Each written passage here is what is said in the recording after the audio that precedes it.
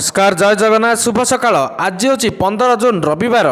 आसतु आज दिनर मुख्य खबर उपर नजर पकाइबा। वीडियो देखा आगु वीडियो को लाइक करी चैनल को सब्सक्राइब करदेवे। आसला प्रथम खबर, सरकारी सेवा वितरण को सुव्यवस्था करने एवं स्वच्छता वृद्धि करने दिगरे एक गुरुत्वपूर्ण पदक्षेप भाव ओडिशा सरकार विभिन्न राज्यस्तरीय सेवा एवं आधिकारिक प्रमाणपत्र पाइबापी आधार को बाध्यतामूलक कर राजस्व और विपर्यय परिचालना विभाग एक सांप्रतिक निर्देशनामा उल्लेख कर विभिन्न अत्यावश्यक दस्तावेज आवेदन करुवा व्यक्ति आधार एवं एक बाध्यतामूलक आवश्यकता हेब।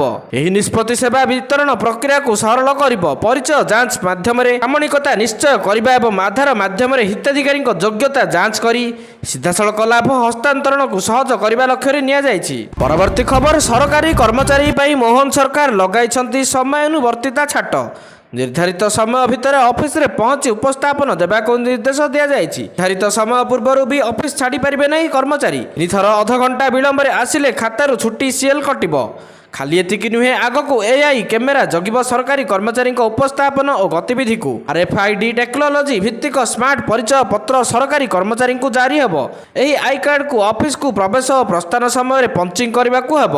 राज्य सारा समस्त सरकारी कार्यालय कार्यकारी हेबा पूर्व यह व्यवस्था लोकसेवा भवन एवं खारबेल भवन एक पायलट प्रोजेक्ट भाव में आरंभ कर सूचना मिली। परवर्ती खबर, केंद्रीय सरकारी कर्मचारी और पेंशन भोगी अष्टम वेतन आयोगर सुपारिश जनवरी 2026 लागू होबार संभावना क्षण होईछि। सूचना अनुसार आयोगर गठन और सुपारिश प्रक्रिया रे विलंब जगु यह 2027 किंबा तापर लागू होई पारे। यह प्राय 1.2 कोटी कर्मचारी और पेंशन भोगी को प्रभावित करिवो। सरकार 2025 जनवरी अष्टम वेतन आयोग गठन पर अनुमोदन देथिले मध्य एपर्यंत अध्यक्ष और सदस्य मानक नियुक्ति होई नाही।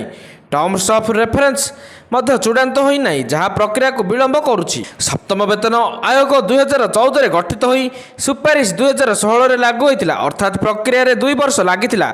सेहीपरि अष्टम आयोग 2025 शेष रे गठित होले सुपारिश पई 2027 पर्यंत समय लागि पारे।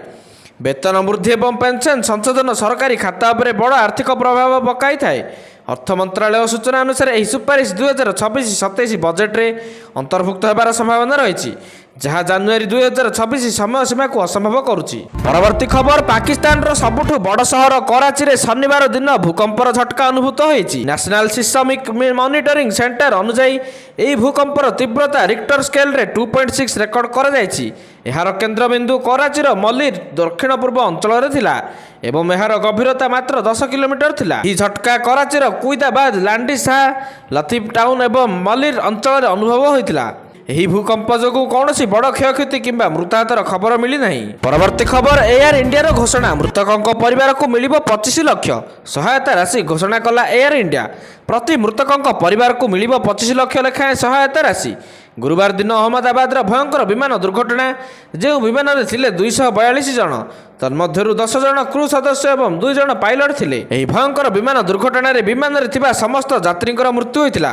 केवल जन यात्री को छाड़ी केवल विमान रे थिबा लोकंक मृत्यु होइतिला ताहा नुहे। एही विमानटी दुर्घटना हेबा बेले एक डाक्टरी हॉस्टेल रे पिटी होइतिला, जे हॉस्टेल रे 5 जन छात्रंकर मध्य मृत्यु होइछि। प्रत्येक मृतकों परिवार को टाटा ग्रुप 1 कोटी लेखाएं सहायता राशि देबो बोली घोषणा करिछि। एहा सह आहतंक संपूर्ण चिकित्सा एवं क्षति होइतिबा हॉस्टेल रो मरामती करिबो बोली टाटा ग्रुप प्रतिश्रुति दैछि। आउ एयर इंडिया मध्य मृतकों परिवार को 25 लाख लेखाएं सहायता राशि प्रदान करिबो बोली घोषणा करिछि। परवर्ती खबर, मध्य प्रदेश बालाघाट रे एनकाउंटर। छत्तीसगढ़ रे नक्सल विरुद्ध रे बड़ ऑपरेशन पर एबे मध्य प्रदेश रे मध्य कार्यानुष्ठान आरंभ होईछि। बालाघाट रे पुलिस एवं नक्सल मध्य एक बड़ एनकाउंटर होईछि। बालाघाट रे ही कम्ब्रिंग ऑपरेशन बेले होइतिबा गुली विनिमय रे 3 जन महिला नक्सल समेत 4 जन नक्सल निहत होइतिबा सूचना मिली। सूचना अनुसार बिथिली पुलिस स्टेशन पालागंडी अंतर्गत पश्चिमा दादर पहाड़िया जंगल में एक एनकाउंटर होईछि। परवर्ती खबर, गुरुवार दिन अहमदाबाद रे एयर इंडिया विमान AI-171 दुर्घटनाग्रस्त होइतिला। एही दुर्घटना रे विमान भितर थिबा 242 जनकरू 241 जनक जीवन जाइछि। एयर इंडिया एवं एयर इंडिया एक्सप्रेस केबे भी 171 फ्लाइट नंबर व्यवहार करिबे नाही। शनिवार दिन यह सूचना दि जाइछि, कारण गुरुवार दिन होइतिबा विमान दुर्घटना रे विमान रे थिबा 241 जनक मृत्यु होइछि। परवर्ती खबर, पंचायत राज विभाग और स्वास्थ्य विभाग मध्य रहुनी तालमेल। ହଇଜା ରିପୋର୍ଟ ଆସିବା ପରେ ମାନୁନାହାନ୍ତି ପଞ୍ଚାୟତରାଜ ମନ୍ତ୍ରୀ ରବି ନାୟକ। ଗତକାଲି ବୈଠକ କରି ମୁଖ୍ୟ ଶାସନ ସଚିବ କହିଥିଲେ ପାଣି ଯୋଗୁଁ ବ୍ୟାପୁଛି ଝାଡ଼ାବାନ୍ତି। ମନ୍ତ୍ରୀ ଓଲଟା କଥା କହୁଛନ୍ତି। ପାଣି ପାଇଁ କଲେରା ହୋଇନାହିଁ ବୋଲି ମନ୍ତ୍ରୀ ରବି ନାୟକ କହିଛନ୍ତି। ଭୋଜି ଭାତରେ ଡିହାଇଡ୍ରେସନ ଯୋଗୁଁ ଏପରି ହୋଇଛି ବିଭାଗ ମନିଟରିଂ କରୁଛି। ଆନନ୍ଦପୁରରୁ କୋରୋଇ ବଡ଼ଚଣାରେ ପାଣିକୁ ପରୀକ୍ଷା କରାଯାଇଛି। ଯେଉଁ ସ୍ଥାନରେ ଲୋକମାନେ ଆକ୍ରାନ୍ତ ହୋଇଛନ୍ତି ତାହାର ଚାରିପାଖରେ ଥିବା ନଳକୂପ ଓ କୂଅକୁ ବ୍ଲିଚିଂ ଦ୍ୱାରା ସଫା କରାଯାଉଛି। ସ୍ୱାସ୍ଥ୍ୟ ବିଭାଗ କଲେରା ଘୋଷଣା କରିବା ପରେ କୂଅ ଓ ନଦୀ ପାଣିକୁ ବିଶୋଧନ ପାଇଁ ନିର୍ଦ୍ଦେଶକଙ୍କ ସହ ଆଲୋଚନା ହୋଇଛି। 20,000 ନଳକୂପ ମଞ୍ଜୁର ହୋଇଥିବା ବେଳେ 18,000 କାମ ସରିଛି। ଅବଶିଷ୍ଟ କାମ ତୁରନ୍ତ ସାରିବାକୁ ନିର୍ଦ୍ଦେଶ ଦିଆଯାଇଛି। ପରବର୍ତ୍ତୀ ଖବର, ଇସ୍ରାଏଲ ଇରାନ ମଧ୍ୟରେ ଚାଲିଥିବା ଆକ୍ରମଣକୁ ନେଇ ସାଂଘାଇ ସହଯୋଗ ସଂଗଠନ ଏକ ବିବୃତ୍ତି ଜାରି କରିଛି। ଇସ୍ରାଏଲର ପଦକ୍ଷେପକୁ ବିବୃତ୍ତିରେ ନିନ୍ଦା କରାଯାଇଛି। ଇସ୍ରାଏଲ ଇରାନର ଜନସାଧାରଣ ଶକ୍ତି ଏବଂ ପରିବହନ ଭିତ୍ତିଭୂମିକୁ ଟାର୍ଗେଟ କରି ଆକ୍ରମଣ କରିଛି, ଯାହା ଏକ ଆକ୍ରମଣାତ୍ମକ କାର୍ଯ୍ୟାନୁଷ୍ଠାନ ବୋଲି ଏସ୍ସିଓ କହିବା ସହିତ ଏହା ଅନ୍ତର୍ଜାତୀୟ ଆଇନ ଏବଂ ଜାତିସଂଘ ଚାର୍ଟରକୁ ଉଲ୍ଲଂଘନ କରୁଛି ବୋଲି ଦର୍ଶାଇଛି। ତେବେ ଅନ୍ତର୍ଜାତୀୟ ସମୁଦାୟକୁ ଦୃଷ୍ଟିରେ ରଖି ଏସ୍ସିଓ ଜାରି କରିଥିବା ଏହି ବିବୃତ୍ତି ଉପରେ ଭାରତ କୌଣସି ଆଲୋଚନା କରିବ ନାହିଁ ବୋଲି କହିଛି। ଭାରତ ଏସ୍ସିଓର ବିବୃତ୍ତିକୁ ନିଜକୁ ଦୂରେଇ ରଖିଛି। ପରବର୍ତ୍ତୀ ଖବର, ଯାଜପୁରରେ ଡାଇରିଆ। ଏବେ ସୁଦ୍ଧା 700 ପାର କରିସାରିଲେଣି ଡାଇରିଆ ଆକ୍ରାନ୍ତଙ୍କ ସଂଖ୍ୟା, ଯାହାକୁ ନେଇ ଚିନ୍ତାରେ ପଡ଼ିଲେଣି ଡାକ୍ତର। ଯଦିଓ ସ୍ଥିତି ଏବେ ନିୟନ୍ତ୍ରଣରେ ଅଛି, ଲୋକ ସୁସ୍ଥ ହୋଇ ଧୀରେ ଧୀରେ ଘରକୁ ଫେରୁଛନ୍ତି, ତଥାପି ଯାଜପୁର ଆସିବ କେନ୍ଦ୍ରୀୟ ଟିମ୍। ଯାଜପୁର ସ୍ଥିତି ସମୀକ୍ଷା ପାଇଁ ଓଡ଼ିଶା ଆସିବ କେନ୍ଦ୍ରୀୟ ଟିମ୍। 14 ଜଣିଆ କେନ୍ଦ୍ରୀୟ ଟିମ୍ ସ୍ଥିତି ଅନୁଧ୍ୟାନ ପାଇଁ ଯାଜପୁର ଆସୁଛନ୍ତି। ଏନେଇ ସୂଚନା ଦେଲେ ଜନସ୍ୱାସ୍ଥ୍ୟ ନିର୍ଦ୍ଦେଶକ ଡାକ୍ତର Nilakantha Mishra. ICMR, NCDC, WHO ଭଳି ସଂସ୍ଥାର ସଦସ୍ୟ ଏହି ଟିମ୍ରେ ରହିବେ। ପରବର୍ତ୍ତୀ ଖବର, ଜୁନ୍ 20ରେ ଭୁବନେଶ୍ୱରରେ ପ୍ରଧାନମନ୍ତ୍ରୀ ନରେନ୍ଦ୍ର ମୋଦି କରିବେ ରୋଡ୍ ଶୋ। ଏନେଇ ରାଜ୍ୟ କ୍ୟାବିନେଟ୍ ମନ୍ତ୍ରୀ ରବି ନାୟକ ସୂଚନା ଦେଇଛନ୍ତି। 20 ତାରିଖ ଅପରାହ୍ନରେ ବିମାନ ବନ୍ଦରରେ ପହଞ୍ଚିବେ ମୋଦି। ସେଠାରେ ତାଙ୍କୁ ଭବ୍ୟ ସ୍ୱାଗତ କରାଯିବ। ସେଠାରୁ ସେ ତ୍ରିରଙ୍ଗା ଯାତ୍ରାରେ ସାମିଲ ହେବେ। ଏହାପରେ ମୋଦିଙ୍କ ରୋଡ୍ ଶୋ କରାଯିବ। ଅନ୍ତୋଦୟ ଯୋଜନାରେ 50,000 ହିତାଧିକାରୀଙ୍କୁ କାର୍ଯ୍ୟାଦେଶ ବାଣ୍ଟିବେ ମୁଖ୍ୟମନ୍ତ୍ରୀ। ଅନେକ ନୂଆ ଯୋଜନା ଘୋଷଣା କରିବେ ପ୍ରଧାନମନ୍ତ୍ରୀ। ପରବର୍ତ୍ତୀ ଖବର, ସବୁ ବିମାନ ବନ୍ଦରରେ ହେବ ମକ୍ ଡ୍ରିଲ୍। ଫୁଲ୍ ସ୍କେଲ୍ ରିହର୍ସାଲ ବା ମକ୍ ଡ୍ରିଲ୍ କରାଯିବ। ଏଥିପାଇଁ ନିର୍ଦ୍ଦେଶ ଦେଇଛି DGCA। 29ରେ ଭୁବନେଶ୍ୱର ବିମାନ ବନ୍ଦରରେ ହେବ ରିହର୍ସାଲ। ସିଭିଲ୍ ଏଭିଏସନ୍ କର୍ମଚାରୀ ହେବେ ସାମିଲ। ପୋଲିସ, ମେଡିକାଲ ଓ ଅଗ୍ନିଶମ କର୍ମଚାରୀ ମଧ୍ୟ ସାମିଲ ହେବେ। ଅହମ୍ମଦାବାଦରେ ଏୟାର ଇଣ୍ଡିଆ ବୋଇଂ 7878 ଡ୍ରିମଲାଇନର ଦୁର୍ଘଟଣାରେ 269 ଜଣଙ୍କ ଜୀବନ ଦେବା ପରେ ଭୁବନେଶ୍ୱରର ବିଜୁ ପଟ୍ଟନାୟକ ଅନ୍ତର୍ଜାତୀୟ ବିମାନ ବନ୍ଦର କର୍ତ୍ତୃପକ୍ଷ ଜୁନ୍ 30ରେ ଏକ ବିମାନ ଜରୁରୀକାଳୀନ ପରିଚାଳନା ମକ୍ ଡ୍ରିଲ୍ କରିବାକୁ ନିଷ୍ପତ୍ତି ନେଇଛନ୍ତି। ବିଭିନ୍ନ ବିଭାଗର ମୁଖ୍ୟମାନଙ୍କୁ ନେଇ ଗଠିତ BPIAର ସୁରକ୍ଷା ସମୀକ୍ଷା କମିଟି ଦ୍ୱାରା ଶୁକ୍ରବାର ବିମାନ ବନ୍ଦରର କାର୍ଯ୍ୟକ୍ଷମ ସୁବିଧା ଏବଂ ଯେକୌଣସି ଜରୁରୀକାଳୀନ ପରିସ୍ଥିତିର ମୁକାବିଲା ପାଇଁ ପ୍ରସ୍ତୁତି ଯାଞ୍ଚ କରାଯାଇଛି। ପରବର୍ତ୍ତୀ ଖବର, ଆଇଡି ବିସ୍ଫୋରଣରେ ସିଆର୍ପିଏଫ୍ ଯବାନ ଶହୀଦ। ସର୍ଚ୍ଚ ଅପରେସନ ବେଳେ ଆଇଡି ବିସ୍ଫୋରଣ ହୋଇଥିଲା। ବାଙ୍କ ପଥର ଖଣି ପାଖ ସରଣ୍ଡା ଜଙ୍ଗଲରେ ଏହି ବିସ୍ଫୋରଣ ହୋଇଥିବା ସୂଚନା। 12 ଦିନରୁ ଅଧିକ ଦିନ ହେବ ସ୍ଥାନୀୟ ଅଞ୍ଚଳରେ ବିସ୍ଫୋରକ ସର୍ଚ୍ଚ ଅପରେସନ ଜାରି ରହିଥିଲା। ଏହି ସର୍ଚ୍ଚ ଅପରେସନ ବେଳେ ବିସ୍ଫୋରଣ ହୋଇଥିବା କୁହାଯାଉଛି।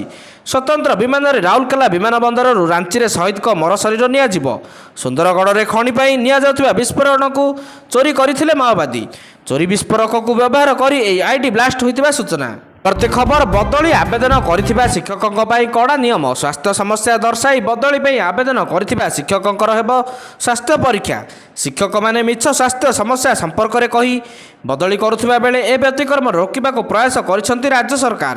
ଏଣିକି ଯେଉଁ ଶିକ୍ଷକ ସ୍ୱାସ୍ଥ୍ୟ ସମସ୍ୟା ଦର୍ଶାଇ ବଦଳି ପାଇଁ ଆବେଦନ କରିବେ ସେମାନଙ୍କ ସ୍ୱାସ୍ଥ୍ୟ ପରୀକ୍ଷା କରାଯିବ, ବିଭାଗ ପକ୍ଷରୁ ସୂଚନା ଜାରି। ପରବର୍ତ୍ତୀ ଖବର, ଇସ୍ରାଏଲରୁ ଇରାନ ମଧ୍ୟରେ ଲାଗି ରହିଛି ଯୁଦ୍ଧ ସ୍ଥିତି। ଏଥିରେ ଦୁଇ ଦେଶ କ୍ଷତିଗ୍ରସ୍ତ ହେଲା ସହ ବିଶ୍ୱ ଉପରେ ବଡ଼ ପ୍ରଭାବ ପଡ଼ିବ। ଅନ୍ୟପଟେ ଭାରତକୁ ମଧ୍ୟ ଏହାର ପରିମାଣ ଭୋଗିବାକୁ ପଡ଼ିବ। ଯଦି ଇସ୍ରାଏଲ ଏବଂ ଇରାନ ମଧ୍ୟରେ ଯୁଦ୍ଧ ଜୋର ଧରେ ଓ ମଧ୍ୟପ୍ରାଚ୍ୟର ଅନ୍ୟାନ୍ୟ ଦେଶ ମଧ୍ୟ ଏଥିରେ ସାମିଲ ହୁଅନ୍ତି, ତେବେ ଡିଜେଲ, ପେଟ୍ରୋଲ ଏବଂ LPG ଗ୍ୟାସ୍ ମୂଲ୍ୟ ଉପରେ ବଡ଼ ପ୍ରଭାବ ପଡ଼ିପାରେ। ଭାରତ ତା'ର ତୈଳ ଆବଶ୍ୟକତାର 85% ବିଶ୍ୱର ଅନ୍ୟ ଦେଶଗୁଡ଼ିକରୁ ଆମଦାନୀ କରେ। ଏହାର 1/3 ମଧ୍ୟପ୍ରାଚ୍ୟ ଦେଶଗୁଡ଼ିକରୁ ଆସେ। ଅର୍ଥାତ୍ ଯଦି ସେଠାରୁ ଆସୁଥିବା ତୈଳ ଉପରେ ଯୁଦ୍ଧ ଯୋଗୁଁ କୌଣସି ସମସ୍ୟା ହୁଏ ତେବେ ମୂଲ୍ୟ ବୃଦ୍ଧି ପାଇପାରେ। ପରବର୍ତ୍ତୀ ଖବର, ବିମାନ ଦୁର୍ଘଟଣାର ତଦନ୍ତ ପାଇଁ କମିଟି ଗଠିତ। ବେସାମରିକ ବିମାନ ଚଳାଚଳ ମନ୍ତ୍ରାଳୟ ପକ୍ଷରୁ ଗଠିତ।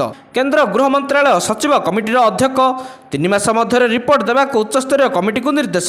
260ରୁ ଅଧିକ ଲୋକ ବିମାନ ଦୁର୍ଘଟଣାରେ ପ୍ରାଣ ହରାଇଥିବା ବେଳେ ସେମାନଙ୍କ ଚିହ୍ନଟ ପାଇଁ DNA ନମୁନା ମଗାଯାଇଛି। ପରବର୍ତ୍ତୀ ଖବର, ଇରାନର ରାଜଧାନୀ ଉପରେ ଇସ୍ରାଏଲର ବିମାନ ଆକ୍ରମଣରେ ପ୍ରମୁଖ ସୁରକ୍ଷା ଅଧିକାରୀଙ୍କ ମୃତ୍ୟୁ ପରେ ଅବଦୁଲ ରହିମ ମୁସାଭି ହେଲେ ଇରାନର ନୂଆ ସାମରିକ ମୁଖ୍ୟ। ଇରାନର ସର୍ବୋଚ୍ଚ ନେତା ଅଲି ଖାମେନି ଗତକାଲି ନୂତନ ସାମରିକ କମାଣ୍ଡର ନିଯୁକ୍ତ କରିଛନ୍ତି। ଖାମେନି ସଶସ୍ତ୍ର ବାହିନୀର ନୂତନ ଚିଫ୍ ଅଫ୍ ଷ୍ଟାଫ୍ ଭାବରେ ଅବ୍ଦୁଲ ରହିମ ମୁସାଭିକ୍, ଇସଲାମିକ ରିଭଲ୍ୟୁସନାରୀ ସନାରୀ ଗାର୍ଡ କର୍ପସର ନୂତନ କମାଣ୍ଡର ଭାବେ ମହମ୍ମଦ ପାକ୍ସୋର ଏବଂ ଖତମ ଅଲ ଅନବିଜା କେନ୍ଦ୍ରୀୟ ମୁଖ୍ୟାଳୟର ନେତୃତ୍ୱ ନେବା ପାଇଁ ଅଲି ସାଦ ମାଇନିକୁ ନାମିତ କରିଛନ୍ତି। ଏହା ପୂର୍ବରୁ ଇସ୍ରାଏଲ ପ୍ରତିରକ୍ଷା ବାହିନୀ ରାତାରାତି ହୋଇଥିବା ବିମାନ ଆକ୍ରମଣରେ ଇରାନର 3 ଜଣ ଶୀର୍ଷ ସାମରିକ ନେତାଙ୍କୁ ହତ୍ୟା କରିଥିବା ଜଣାପଡ଼ିଛି। ପରବର୍ତ୍ତୀ ଖବର, ପୁଣି ବଢ଼ିଲା ଆଧାର କାର୍ଡ ଅପଡେଟ୍ କରିବାର ସମୟ ସୀମା। ଆଉ ଏହି ତାରିଖ ହେବ ଶେଷ ତାରିଖ। ଯଦି ଆପଣଙ୍କୁ ବିନା ଶୁଳ୍କରେ ଆଧାର ଅପଡେଟ୍ କରିବାର ଅଛି, ତେବେ ଆପଣଙ୍କ ହାତରେ 1 ବର୍ଷ ସମୟ ଅଛି। ଏହାପରେ ଆଧାର ଅପଡେଟ୍ କରିଲେ ଟଙ୍କା ଦେବାକୁ ପଡ଼ିବ। ଏହି ସୂଚନା ଦେଇଛି UIDAI। ଲକ୍ଷ ଲକ୍ଷ ଆଧାରକାରୀଙ୍କ ପାଇଁ ଏହି ସୁବିଧା ଆଗକୁ ବଢ଼ାଇ ଦିଆଯାଇଛି। ବର୍ତ୍ତମାନ ଆଧାର ଅପଡେଟ୍ର ସମୟ ସୀମା 14 ଜୁନ୍ 2026 ପର୍ଯ୍ୟନ୍ତ ବଢ଼ାଇ ଦିଆଯାଇଛି। ଏହା ସମ୍ପୂର୍ଣ୍ଣ ଫ୍ରିରେ ଅପଡେଟ୍ କରିପାରିବେ। ପୂର୍ବରୁ ଏହି ତାରିଖ 14 ଜୁନ୍ 2025 କାଲି ଯାଏଁ ଥିଲା। ଆଜିର ଶେଷ ଖବର, ଯାଜପୁରରେ କଲେରା ଚିହ୍ନଟ ହେବା ପରେ ପ୍ରଶାସନର ପରାମର୍ଶ। ସାମୂହିକ ସମାବେଶରେ ଭୋଜିର ଆୟୋଜନ ନ କରିବାକୁ ପରାମର୍ଶ। ଘରର ଗରମ ଖାଦ୍ୟ ଖାଇବାକୁ ପରାମର୍ଶ। ଫୁଟା ଏବଂ ଫିଲ୍ଟର କରାଯାଇଥିବା ପାଣି ପିଇବାକୁ ପରାମର୍ଶ। ଯାଜପୁରରେ 5 ଦିନ ହେଲା ଡାଇରିଆ ଆକ୍ରାନ୍ତଙ୍କ ସଂଖ୍ୟା ବଢ଼ି ଚାଲିଛି। କଲେରା ରୋଗୀ ଚିହ୍ନଟ ହେବା ପରେ ଭୟରେ ଜିଲ୍ଲା ମୁଖ୍ୟ ଚିକିତ୍ସାଳୟ ଆସୁନାହାନ୍ତି ବହିର୍ବିଭାଗ ରୋଗୀ। ଏବେ ମୁଖ୍ୟ ଚିକିତ୍ସାଳୟରେ କେବଳ ଡାଇରିଆ ରୋଗୀ ଅଧିକ ମାତ୍ରାରେ ଚିକିତ୍ସିତ ହେଉଛନ୍ତି।